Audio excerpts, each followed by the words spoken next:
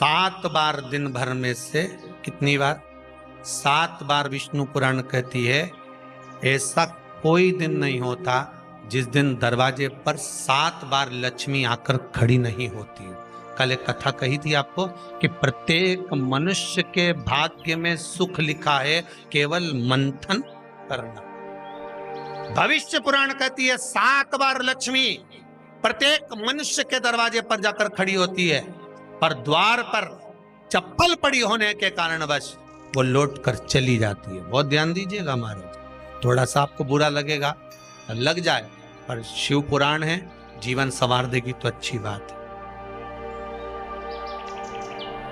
जीवन संवार दे तो अच्छी बात है। मंदिर के द्वार पर हम जब चप्पल छोड़ते हैं,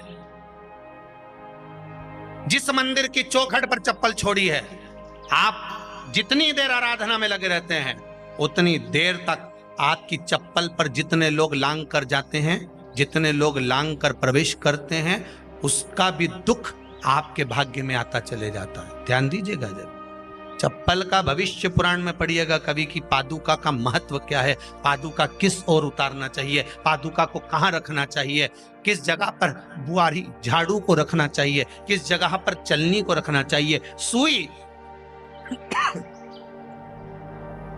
उस सुई को जिस हाल में सब बैठते हैं उस हाल में क्यों रखा जाता? सुई तो इतनी सी है, पर जिस हाल में सब बैठते हैं उस हाल में ना तो झाड़ू रखते हैं, उस हाल में ना चलनी रखते हैं। भैया क्यों नहीं रखते?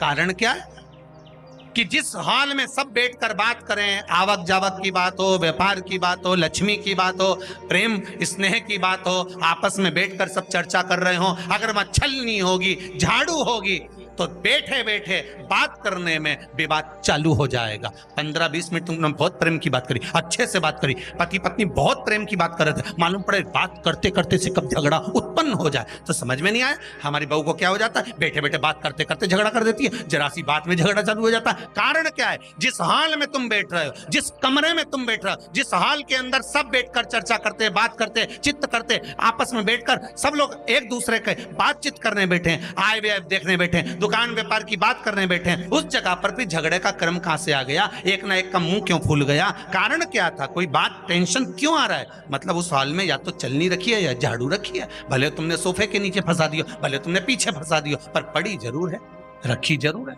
कहीं ना कहीं पड़ी होगी।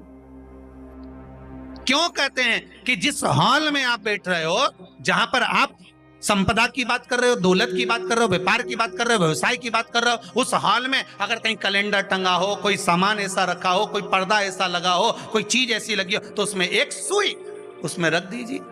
क्यों कहते हैं? हमारे यहाँ दूल्हा भी जाता है ना, तो उसका जो साफा बनता है या जूता उसको पहनाते हैं, उस तक में पिन टच करके भेज देते हैं। बोलो सही है कि गलत है?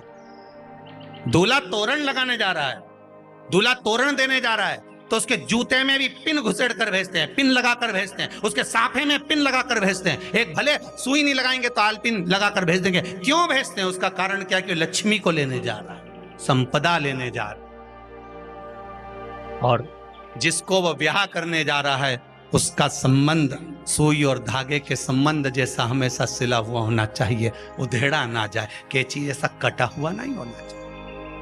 एक एक प्रमाण को जरा देखो तो। पर दुनिया के लोग कहते हैं साहब हमारे यहाँ तो सुख नहीं है, शांति नहीं। शांति तुमने भंग करी, कोई दूसरा भंग करा। चप्पल उतार दी दरवाजे पर, मंदिर के द्वार पर। हम तो यहाँ तक कहेंगे पशुपति व्रत करने जा रहे हो, पशुपति व्रत को धारण करने जा रहे हो, एक सोमवार मत पहनो चप्पल। जब मंदिर जा रहे हो तब दिन भर पहनो, मंदिर जाओ मत पहनो। कोई जरूरी है कि मंदिर पहनने चप्पल पहनना जरूरी है? मत पहनो। मंदिर के द्वार पर जहां भगवान विराजे हैं उसके द्वार पर अगर आपने चप्पल उतारी है, आप तो अंदर चले गए, पर जितने लोग लांग रहे हैं उसका मालूम, उसका स्मरण कितना कितना गया। छाता, चप्पल, आसन, मांग का टीका, इसका भी वर्णन पहले कर चुके कथाओं में, आप लोगों ने सुना हो।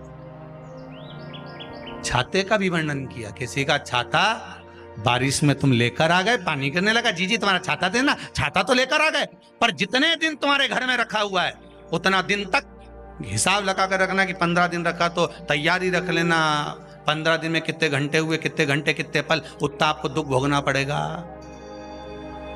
दूसरे का छाता आया। इसलिए कोई प्राण छोड़ता है, मरता है, तो उसके पद में यही सब चीजें देना पड़ती। क्या क्या बोलते जाओ, छाता, चप्पल, आसन, माला, सब देना पड़ता है। बोलो देते कि नहीं देते? तो क्यों देना पड़ता है छाता? क्या काम का कि छाता देना पड़ेगा? क्या व्यक्ति 24 घंटे क्या धूप में रहता था कि पानी में रहता था जो छाता देना पड़ेगा? चप्पल क्यों देना पड़ेगा? इसलिए देना पड़ेगा, उसका शास्त्र प्रमाण।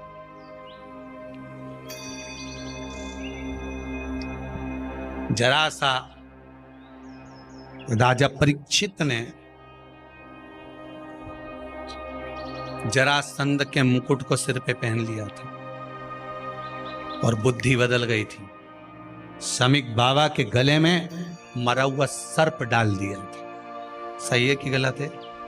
केवल मांग का टीका अर्थात सिर पर मुकुट बदला और काम हो गया। बहुत ध्यान देना पड़ता है महाराज, बहुत ध्यान देना।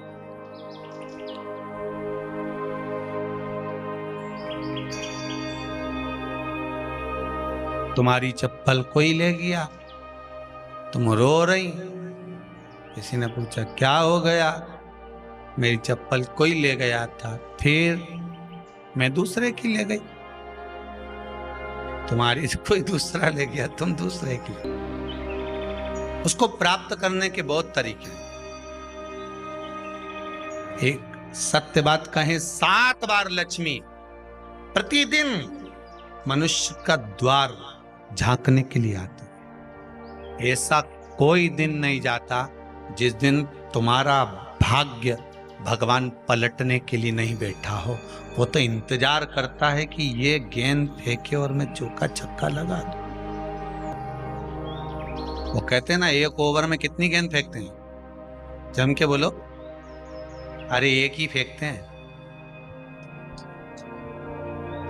1 ओवर में कितनी गेंद फेंकते हैं? 1। वही गेंद बार बार फेंकते हैं ना, गेंद तो 1 ही है। नहीं, वो तो बार बार गिना है तो 6 बार गिना, तो फेंकी तो 1 ही है कि बदल बदल के फेंक दी, पीली नीली हरी गुलाबी? नहीं, 1 ही।